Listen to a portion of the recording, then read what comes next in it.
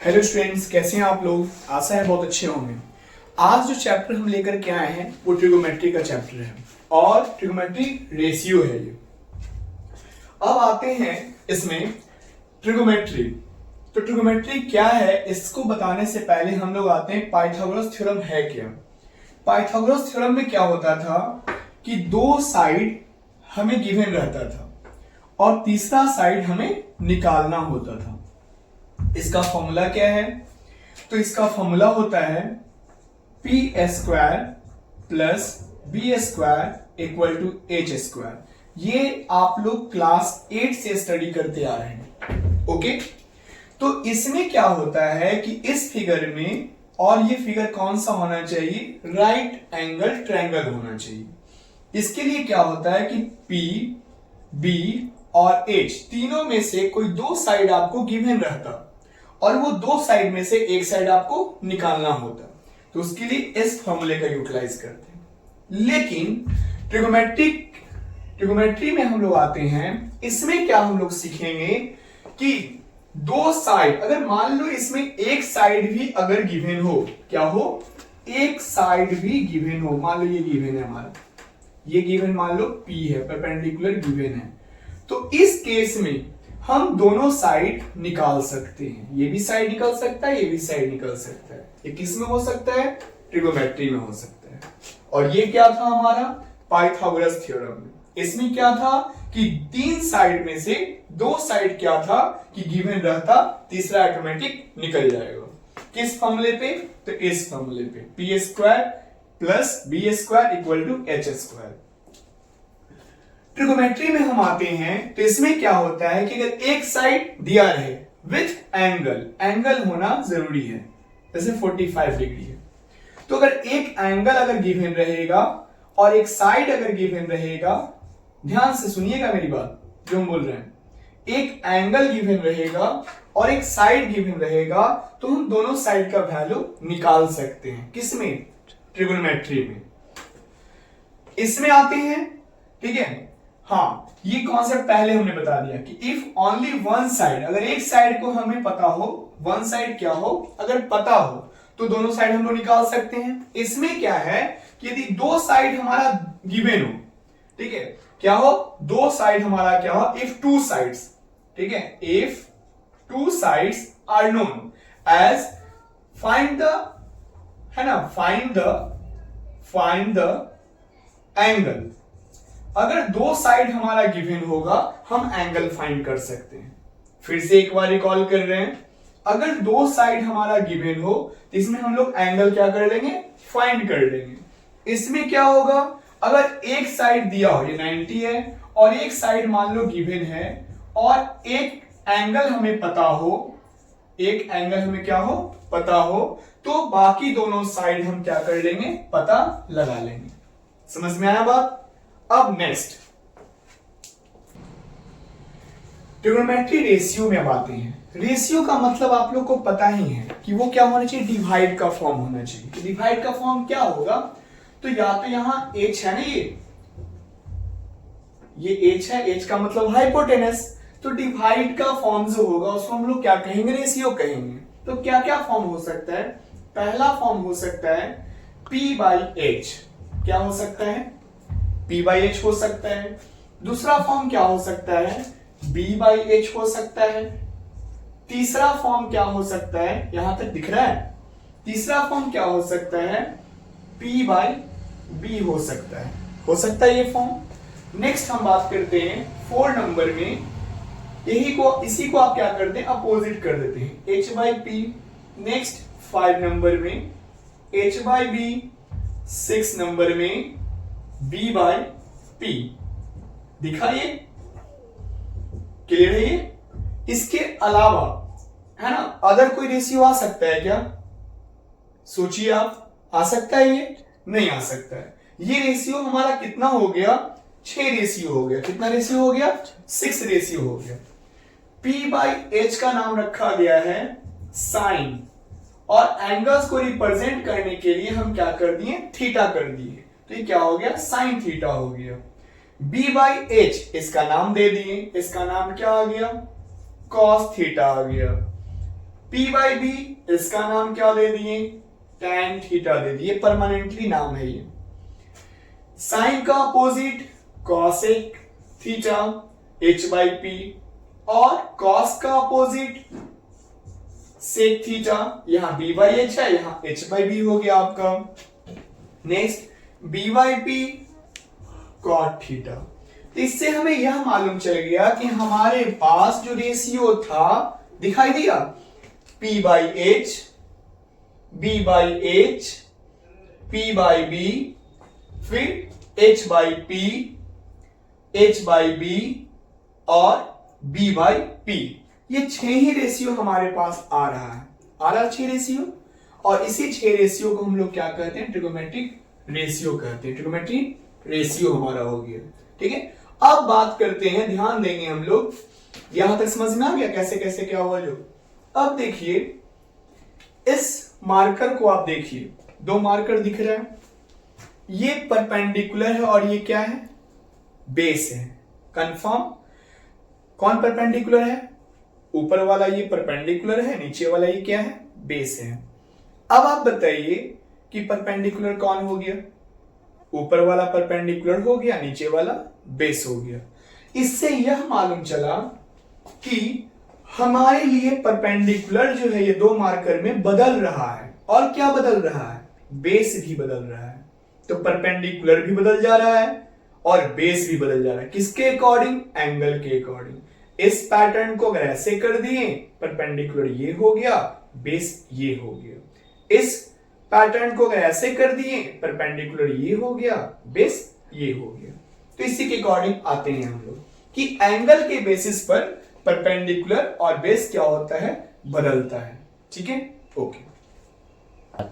अब देखिए trigonometric ratio में आते हैं और एंगल के बेसिस पे कैसे बेस और परपेंडिकुलर चेंज होता है। मान लिया जाए अगर हम ऐसे फिगर देख रहे हैं, तो इस फिगर में हमें दिख रहा है कि परपेंडिकुलर जो है ये है हमारा आप लोग के अकॉर्डिंग, और बेस जो हमारा है वो ये है, दिख गया, बेस कौन है, ये है। लेकिन ऐसा रहता नहीं है।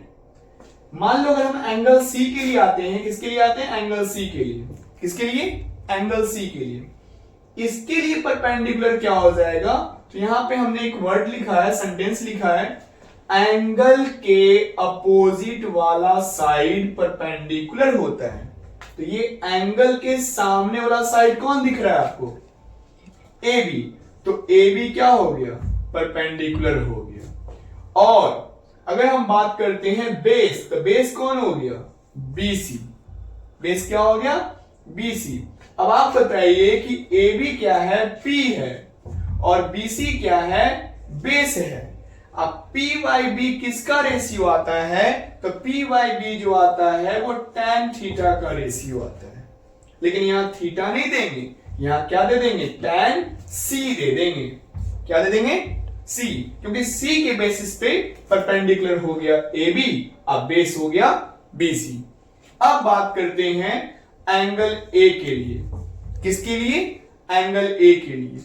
अब एंगल A की बात करेंगे तो इसका अपोजिट साइड्स कौन दिख रहा है, BC, क्या दिख रहा है, BC।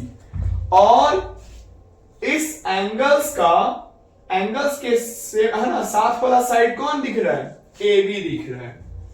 अब आप बताइए कि ये हमने बताया था, स्टेटमेंट लिखा था कि एंगल के अपोजिट वाला साइड क्या होता है, परपेंडिकुलर होता है, और एंगल के साथ वाला जो साइड होगा वो क्या होगा, बेस होगा।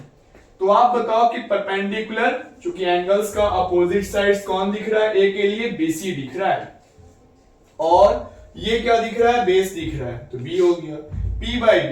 P/B क्या आ जाएगा, tan ही आ जाएगा, लेकिन यहां एंगल क्या आ जाएगा, A आ जाएगा। आप देख रहे हैं एंगल चेंज होने पर परपेंडिकुलर और बेस बदल जा रहा है। क्या नहीं बदलेगा, हाइपोटेनस आपका चेंज नहीं होगा, ये कभी नहीं बदलेगा, हाइपोटेनस फिक्स रहेगा ये। लेकिन बदलेगा क्या, P और B हमेशा बदलेगा, किस बेसिस पर, एंगल के बेसिस पर। क्लियर हो गया ये। अब इस क्वेश्चंस को फिगर वाइज, एक और फिगर वाइज समझते हैं। जैसे मान लिए क्वेश्चन है और ये क्वेश्चंस हम दे दिए आपको, यहां P है, Q है, R है, दिख रहा है ये। अब यहां एंगल P की बात किया जा रहा है और सारा रेशियो हमें चाहिए, ऑल रेशियो, 6 रेशियो है ना, 6 रेशियो में चाहिए। किसके लिए? एंगल P के लिए। तो एंगल P के लिए साइन P, फॉर्मूला क्या होता है? P बाई B होता है। साइन P के लिए P, तो यहां सामने वाला फ्रंट, और पता है हाइपोटेनस क्या होता है? राइट एंगल ट्रायंगल में सबसे बड़ा जो साइड होगा वो हाइपोटेनस का होता है। और इससे भी अगर नहीं पहचान सकते तो दूसरा तरीका क्या है कि राइट एंगल ट्रायंगल दिया रहेगा और 90 डिग्री का सामने का जो साइड होगा वो क्या हो जाएगा? हाइपोटेनस हो जाएगा। 90 डिग्री के सामने का जो साइड होगा वो क्या होगा? हाइपोटेनस होगा। और 90 डिग्री के सामने का साइड हाइपोटेनस या फिर राइट एंगल ट्रायंगल्स में जो सबसे बड़ा साइड होगा वो हाइपोटेनस होगा। अब देखिए P बाई साइन के लिए P बाई H। अब बताइए साइन P के लिए P कौन हो जाएगा? QR, और H कौन हो जाएगा? PR हो जाएगा। दिख रहा है ये। नेक्स्ट बात करते हैं यहां cos P के बारे में बात करते हैं। cos P, तो cos P के लिए B, इसका सटा हुआ साइड, ये तो हाइपोटेनस तो फिक्स हो गया, हाइपोटेनस कभी नहीं बदलता है, बदलता क्या है? P और B। तो यहां cos P था, cos P के लिए cos P का क्या फॉर्मूला होता है? B बाई H होता है ना। तो cos P के लिए B कौन हो जाएगा? ये हमारा क्या हो जाएगा? B हो जाएगा। क्या हो जाएगा? B। तब PQ, और H कौन होगा? तो PR हो जाएगा। H बदल रहा है? नहीं बदल रहा है। नेक्स्ट हम बात करते हैं tan P के बारे में। tan P का फॉर्मूला P बाई B होता है tan थीटा का। P कौन होगा? तो P tan P के लिए P तो सामने अपोजिट वाला QR, और B कौन होगा? PQ। देखें आप, तो आप देख रहे हैं कि साइन P के लिए sine theta P by H होता है, cos theta B by H होता है, tan theta P by B होता है। और आपको बताया है कि एंगल्स के अपोजिट वाला जो साइड होगा वो क्या होगा? परपेंडिकुलर होगा। एंगल के साथ वाला जो साइड होगा वो क्या होगा? बेस होगा। तो ये एंगल के बेसिस पे समझ में आया? यहां दिख रहा है नीचे।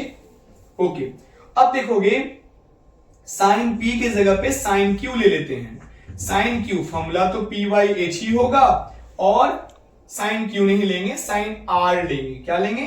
Sign R। साइन R के लिए P, इसका फ्रंट, P कौन हो जाएगा? इसका फ्रंट, इसका फ्रंट हो जाएगा PQ, है ना। PQ हो गया।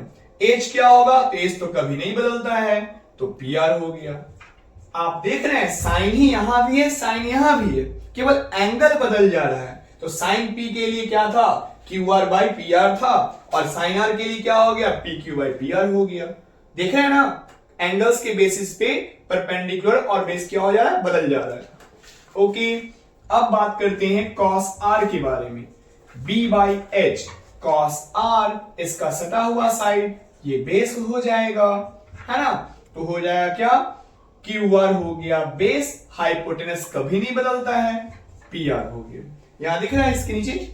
ओके, अब बात करते हैं cot R। cot R का फॉर्मूला क्या होता है? P बाई B होता है। उसके बाद P, cot R के लिए P क्या हो जाएगा? फ्रंट साइड, तो PQ। उसके बाद बेस कौन हो जाएगा? QR हो जाएगा। तो ये क्लियर हो गया। तो एंगल के बेसिस पर हम लोग क्या पकड़ लिए कि हमारा परपेंडिकुलर और बेस क्या होता है? बदलता है, जबकि हाइपोटेनस क्या होता है? वो कांस्टेंट रहता है, वो चेंजेबल नहीं होता है। नेक्स्ट वीडियो में हम क्या करेंगे? क्वेश्चंस का प्रैक्टिस कराएंगे। Okay, thank you.